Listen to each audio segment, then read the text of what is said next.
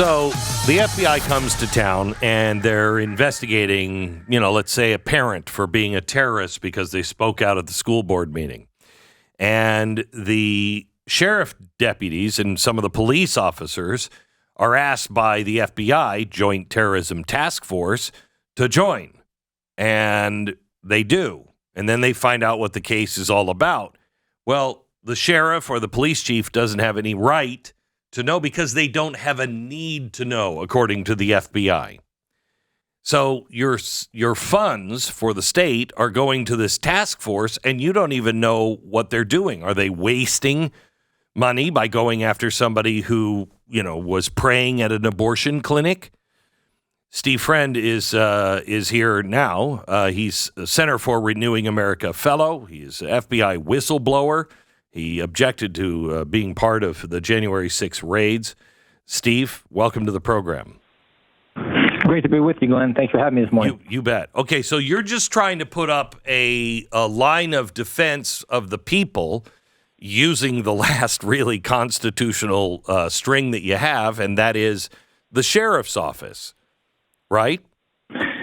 Precisely. I mean, this is really just 101 stuff. It's a very simple bill that is on the table here in Tennessee. It's Senate Bill 2804, House Bill 2912, and essentially just says that the sheriff has to be read in and approve of any of the terrorism investigations that his deputies who are on loan to the FBI Joint Terrorism Task Force, any of the cases that they're working on. And it will create sort of a bulwark because the FBI then has to bring it to the chief elected law enforcement official who the people voted for. The people don't vote for an FBI, they vote for their sheriff.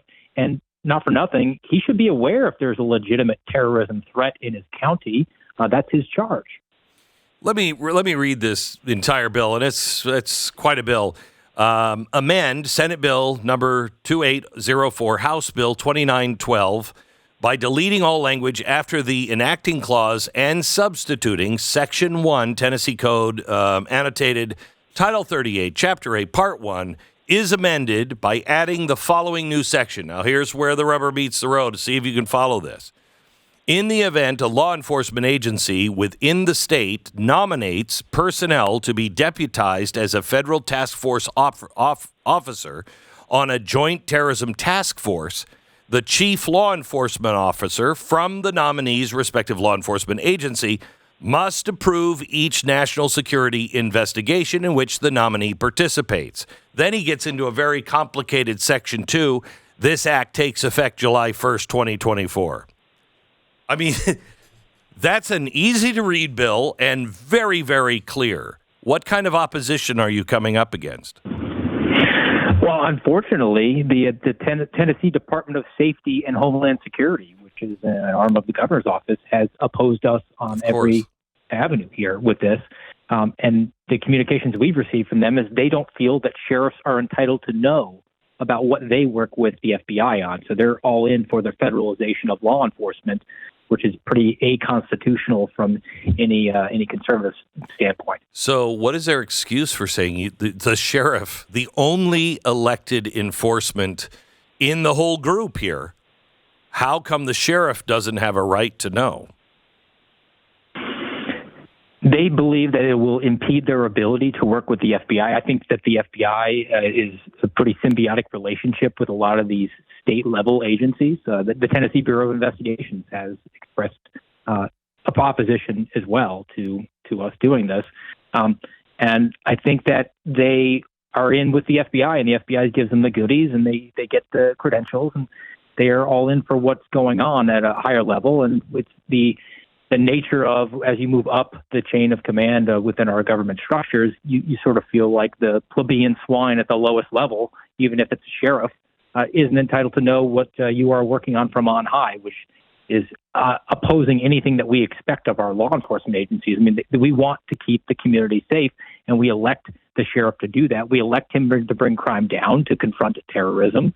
And if he's unable to do that because he doesn't have a need to know from the FBI's perspective, he's unable to fulfill that charge, and he can't do his job. And we should not be at a state level paying deputies or police officers using those funds that the taxpayers provide to the state to go and do the bidding of the federal government, and we don't have any oversight of it. We've disempowered local law enforcement. And if you want to make the argument that we're all about supporting police and we don't want to defund the police, this is empowering local police where it really matters.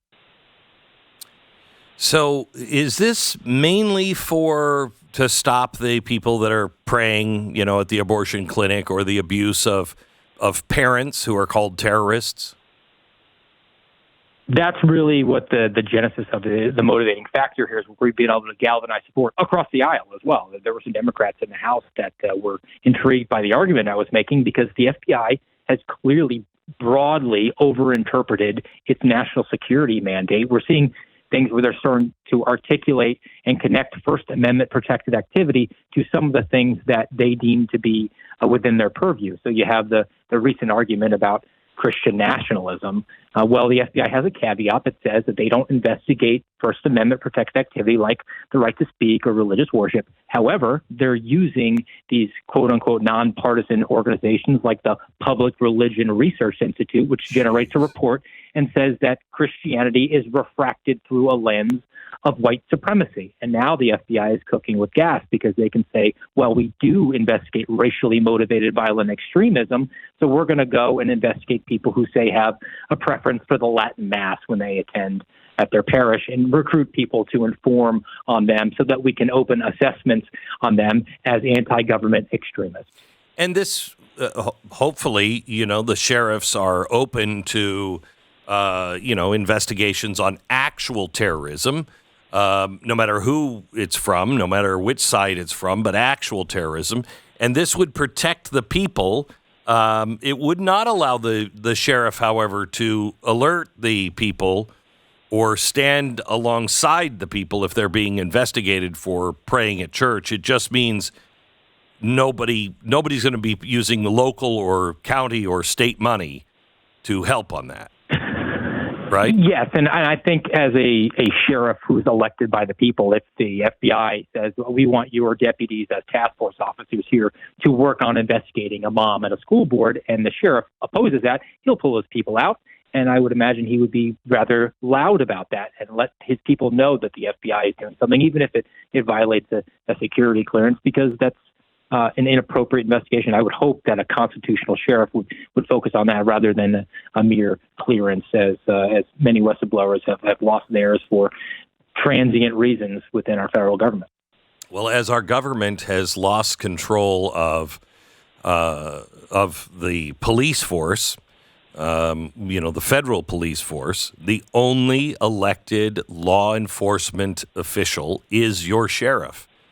And when you're going in to vote for a sheriff, you better ask him, who do you work for? And what does that mean?